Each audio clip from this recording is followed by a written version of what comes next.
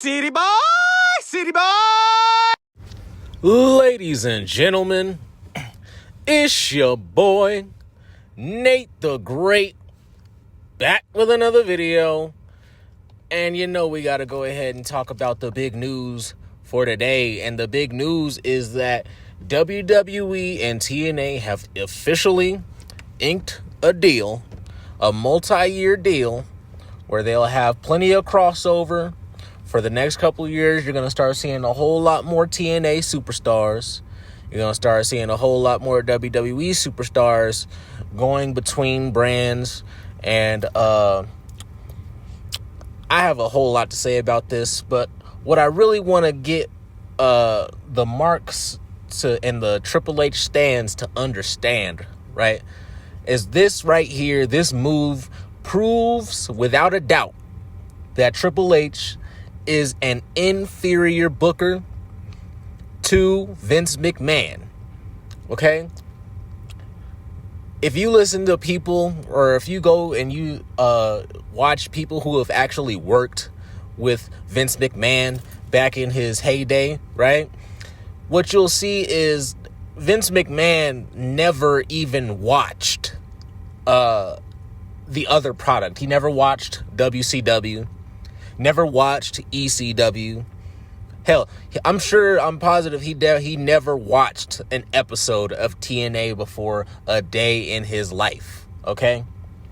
He had other guys for that, right? He had other people to go ahead and do stuff like that, but Vince couldn't be bothered. Vince was more focused on the WWE, building the WWE into the best product that it could be, and that is why we got the product that we got. We got such a great product from the late 90s. The 80s were great. The late 90s. And, you know, my childhood, I have an affinity for my childhood. You know what I'm saying? It wasn't, I went back and I watched the Attitude Era. I went back and I watched the Golden Era. So I know how great they are. And they're definitely they're definitely better than, the PG era, the Ruthless Aggression era. But, I have an affinity for those eras because I grew up in those eras, right? So I was able to see all those superstars. And even then, you could see that the creativity was just on a whole different level to where we are right now, okay? There were legitimate storylines. There were legitimate superstars, okay? Triple H does not know how to create superstars. He does not know how to create a star, okay? He does not know how to keep anyone that he pushes to have the audience care about them long term, okay? And that is his biggest issue, okay?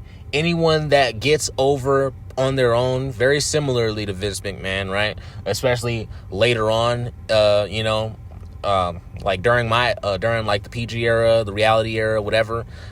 Anyone that got over and gets over on their own accord is treated like shit in this regime, okay? And I get why Vince McMahon felt a certain type of way, especially in his older age, feeling jaded about creating superstars because they would just go off and do other things, this, that, and the other. But, I mean, isn't that the whole point, right? Isn't that the whole point for, somebody to come through? They make you big bucks, they have their season, and then we have to move on to the next one, right? Because wrestling is not a regular TV show. It's a soap opera. You know what I mean? It's episodic. It's going to go on after Vince McMahon is gone, as it has, right?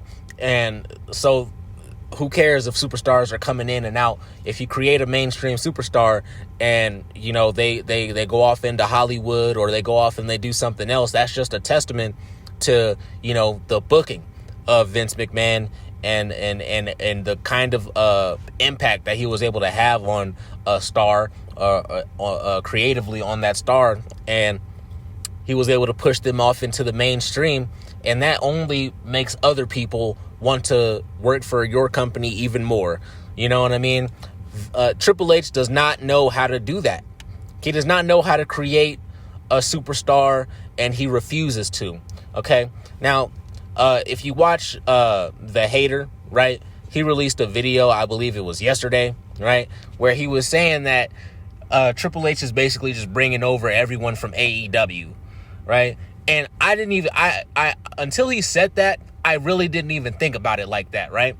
You have Jade Cargill coming over from AEW. You have Aleister Black getting ready to come back from AEW.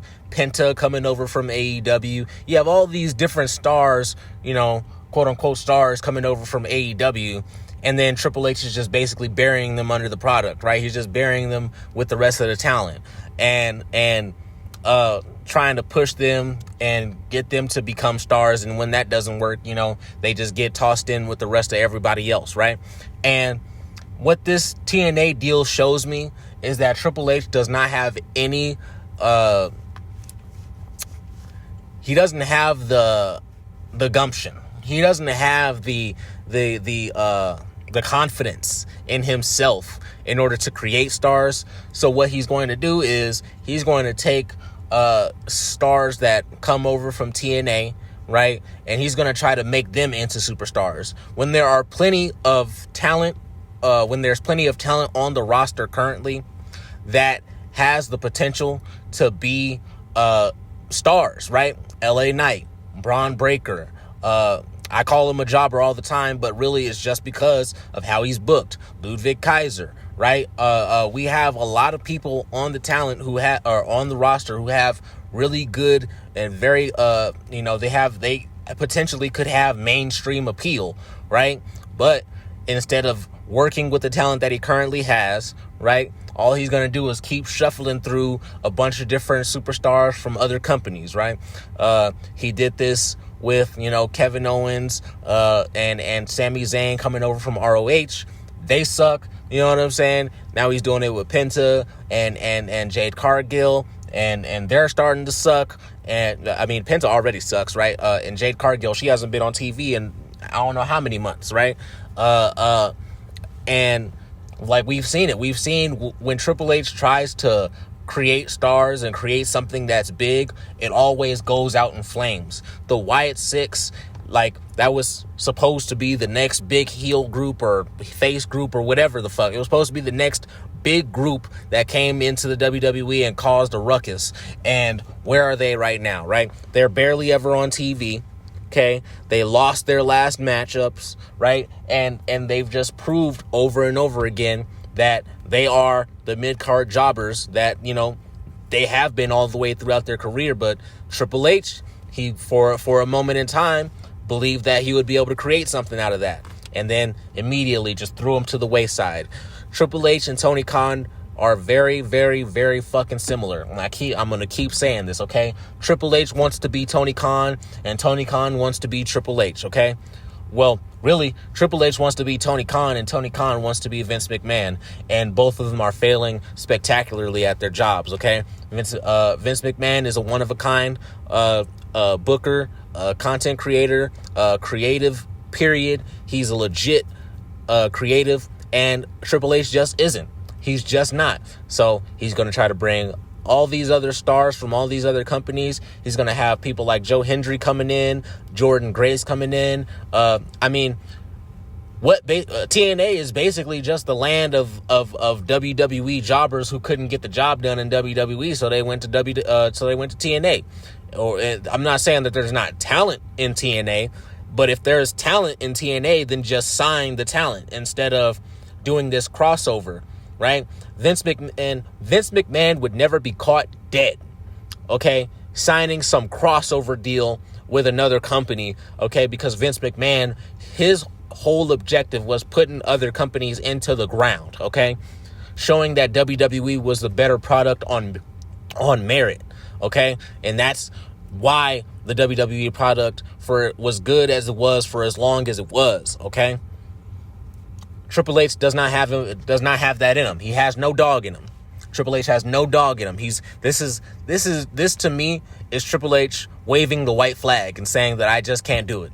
I simply can't do it. I can't create stars. I don't know how to do it. Everybody who the audience likes, you know, who the audience wants to get over, they're not the people that I want to get over. So he's waving the white flag, and he's just going to start bringing over other talent from TNA, He's going to start signing more talent from AEW. And this is the worst possible thing that could happen for WWE. He's diluting the brand. And just like I said before, WWE is in a grave right now, and Triple H is holding the shovel, digging the hole further. Okay, so that's been the video for the day. Let me know what you guys think in the comment section below. All right, do y'all think that this TNA WWE crossover deal that they're doing, do you think it's a good idea? Do you think it's a bad idea? What do you think about TNA? Let me know in the comments. Y'all have a motherfucking blessed night, blessed day, blessed evening, blessed morning, whenever you're catching this video. And I'll see you in the next one. Peace.